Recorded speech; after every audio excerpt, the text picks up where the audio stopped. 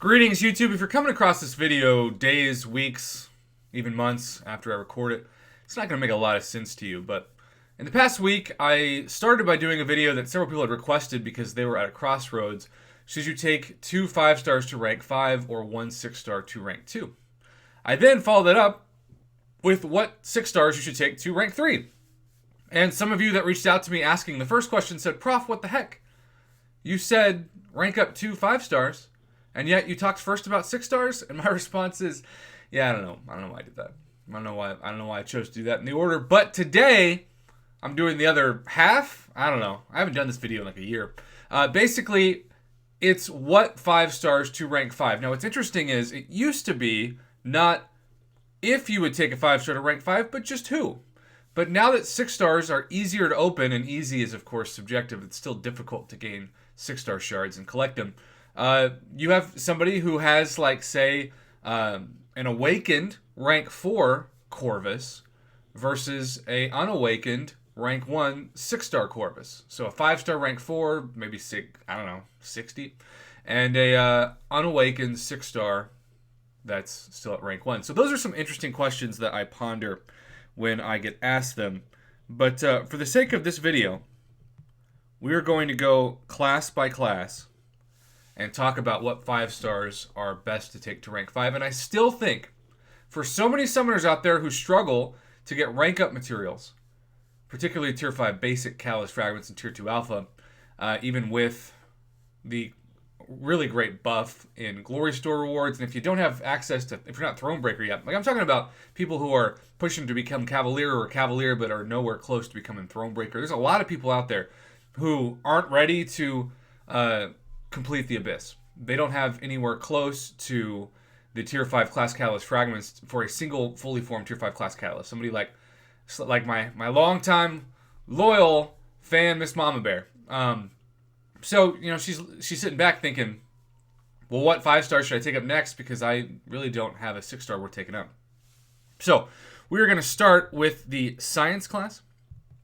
And I will try to specify as to whether or not I think this champion needs to be awakened, and if so, at high sig. Quake, people told me, kind of like Ghost Rider or Archangel, like, oh, you should never take Quake to rank 5. She doesn't need it. If you love a champion and she can end a fight quicker, why not? Now, my love of Quake went down a little bit because of my full Suicide Mastery, and she is not a good champion for suicides.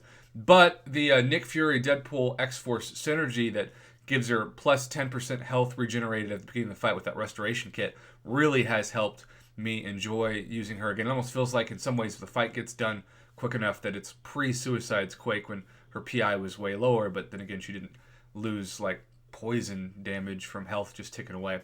Quake to rank 5, yes. Now I love Spider-Ham, especially against Dr. Doom. I get my revenge on how much I hate fighting Dr. Doom whenever I use Spider-Ham, because a couple of special ones that you have him bait out, he's dead. It's just nice. It's nice to see him melt himself away. But I wouldn't take Spider-Ham up before Thing, who does not need to be awakened. Quake does not need to be awakened. Captain America Infinity War, only if he's at least, for my comfort, at SIG 100 or higher. Same with Void. However, Red Hulk, still in my book, the most underrated 5-star Science champion. Or 6-star. Just underrated Science champion in general. And he still is rated high, don't get me wrong.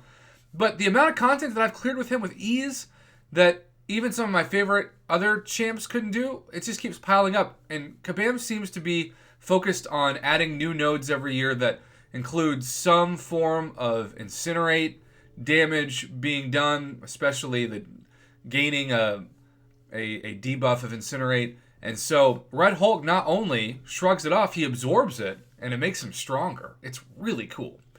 Human Torch, rank 5, no awakening needed. And then I'm going to skip all the way down. Because even like She-Hulk, I'd keep it rank 4.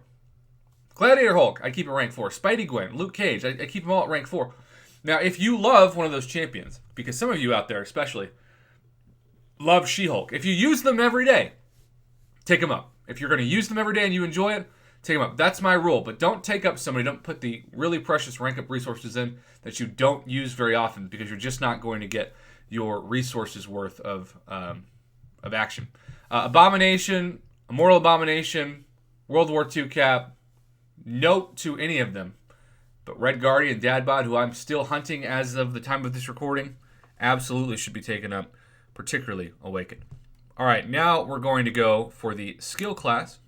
I love Black Widow, Deadly Origin. You can see how amazing her prestige is. Holy cow. But I wouldn't take her up before Nick Fury, just at Sig 1. That's when he becomes the real Nick Fury. I wouldn't take her up before Blade, particularly if Blade's Awakened with that awesome turn power into regeneration, and the higher Sig, the better.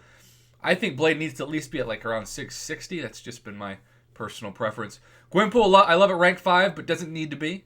Now, there are 3 champions that I have seen debated for rank 5. Elsa, Squirrel Girl, and Hitmonkey. All 3 of them fall under the same category for me. If you play with them every day and you love them, take them up. If not, keep them at rank 4 or even rank 3, which is where I have them on my roster. Stealth Spidey, on the other hand, pretty much a no-brainer for rank 5 consideration. He is just continuing to prove his worth in so many different aspects of content. Aegon, take up to rank 5 only if you have him Awakened, and I think just like Void and Captain America Infinity War, at least at Sig 100. OG Black Widow and OG Daredevil, no. Mutant class, maybe my favorite overall class, particularly now that Wolverine is finally a 5-star. Omega Red, only Awakened, and ideally if you use Suicides, and I would say at least for him again, I love him at Sig 100. Sunspot, take up even unawakened. Colossus, take up to rank 5 even if unawakened. Archangel and Iceman, I love both those champions. Iceman could probably stay at rank 4, though Dork Lessons told me years ago that he loved his Iceman at rank 5, and I have not regretted the rank up, so thank you, Dork Lessons, for the advice. Archangel, another champion that does great damage at rank 4, but if you love Archangel, why not have him have more health? Why not have him melt opponents faster? Take him up. Enjoy it. X-23, I loved using her, but now that I have Wolverine at rank 5, though, his PI is crazy low. I mean, that's his PI with Suicides on. It's just pathetic, right? I would use Wolverine over X-23 for most occasions. Now, X-23 does have the benefit of having that crit damage, and so there's more utility than having to have the person not have bleed immunity. But it's cool to be able to say this. First time I've been able to say this. Red Mags, maybe the best. Red Mags and Colossus, 2 of the worst champions in the game for so many years. Now maybe the best 2 mutants in the game. Just for their overall utility, survivability. If you want to just have some fun with this month's final boss, it's not much strife for your life if you use Red Mags. Havoc's fun. I still love his special 3 more than anyone's, just for the crazy amount of damage. But he's fine at rank 4. Emma is definitely rank 5 consideration, but I still wouldn't put her, just for personal preference, at the same place that I would Omega Red or Colossus or Red Mags. Maybe not even Sunspot, though I'm sure many would argue, including my incursion buddy Katie Candy, that Emma Frost absolutely deserves to be above some of those champions. Wolverine should be rank 5 consideration only if he is Awakened. And besides that, let's be real. Right now it's all about Apocalypse. Even unawakened, rank 5. He's so good. I love his special, too. It's such a long animation. There's so many new special 2s that are really, really long. And part of me thinks that that's because Kabam wants people to time it for when you're fighting Nick Fury so that he loses a several amount of health once he becomes the real Nick Fury and he's not bugged, to give Nick Fury less power. That's just a theory. White Mags I wouldn't take up as much as Red Mags unless you really need him for, say, Alliance War. And Professor X, I've been told, never used him, been told he is a rank 5 no-brainer like Apocalypse. Would you put Professor X in the same sentence, the cosplay 12-year-old? Let me know in the comments. Okay, flying along to Cosmic. Captain Marvel movie, even unawakened, rank 5 no-brainer, so is Corvus. I think so is Venom, especially for variant content. I think so is Hyperion. Medusa, I like her only at rank 5 awakened because if I start to get hit and that auto block will save me. I also think Medusa is one of those champions that now is dropped just a little bit in the game. One of the things I really don't like about both Medusa and Ghost is how ideally you need a synergy team with people you don't normally bring in. You don't have to say that about really Captain Marvel movie, Corvus, Venom, or Hyperion. Venom the Duck, rank 5 nominee, but I wouldn't put him in the same category as the ones I just mentioned. Cosmic Ghost Rider, no-brainer to rank 5, and that's basically all I'm going to say about the Cosmic class. We're not going to, stall or anything. We're just going to move on to tech. So, Warlock, even unawakened, rank 5. Stark Spidey, if you use him every day, but he's one of those champions a lot of people don't use now. If you use him with Blade, great. If you don't, keep him at rank 4. Guardian, only if you use him. Ghost, no-brainer to rank 5, even unawakened, though her awakened ability is crazy underrated. People told me all the time, oh, don't worry about awakening Ghost. Have you seen the difference? It's like saying don't worry about awakening Corvus. There's a difference. OG Vision, at this point, I wouldn't even spend, unless you really, really need OG Vision for a specific purpose. I haven't used him in over a year. He's one of those rank ups that's like really fun for the arena, but I'll probably never use again. Same with Star-Lord because of Aegon. Guillotine 29.9, I have an awakened 6-star, so that's why my 5-star will probably always be at rank 4, though her PI at rank 4 is so high, it's way higher than Wolverine at rank 5.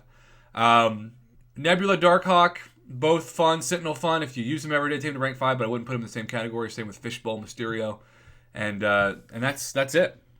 That's it for that class. All right, we are already on the final class. And this video is longer than normal, so let's wrap it up, right? Black Widow Clairvoyant doesn't need to be awakened to be rank 5, no-brainer.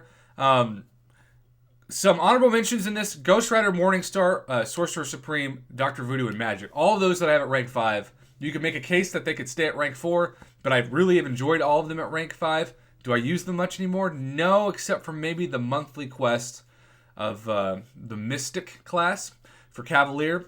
Mephisto got some great utility. I took him up for fun because I had some resources expiring, but I would not take him up to rank 5 before Awakened Scarlet Witch or Black Widow Clairvoyant or, of course, Doctor Doom, even unawakened Doctor Doom, unawakened or awakened Symbiote Supreme.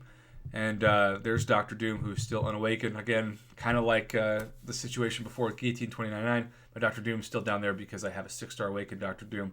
I'm not trying to say it's a flex, but it's just luck. It's just dumb luck. And finally, Mojo at the bottom. I know so many people, both for Alliance War and Attack, that have taken him to rank 5 and swear by him, so I'm going to trust those people and put him in that consideration.